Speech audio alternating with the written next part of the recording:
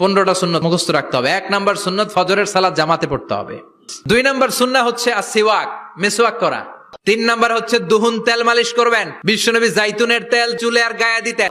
4 নাম্বারে আত্তিব, জুমার দিনে সুগন্ধি লাগিয়ে যাওয়া সুন্নাত। 4টা সুন্নাত সব নবীদের সুন্নাত। 1 নাম্বারে আল হায়া মানে লজ্জা।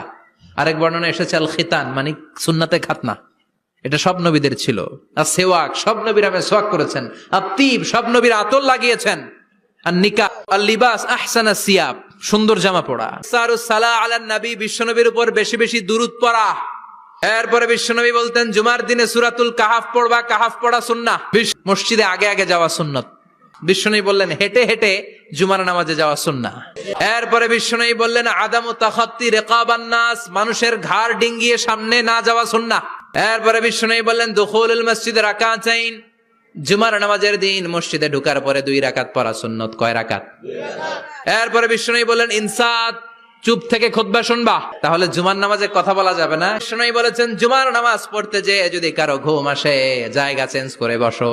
পূর্বে বিশ্বনবী বললেন জুমার দিন দোয়া করলে কবুল হয়।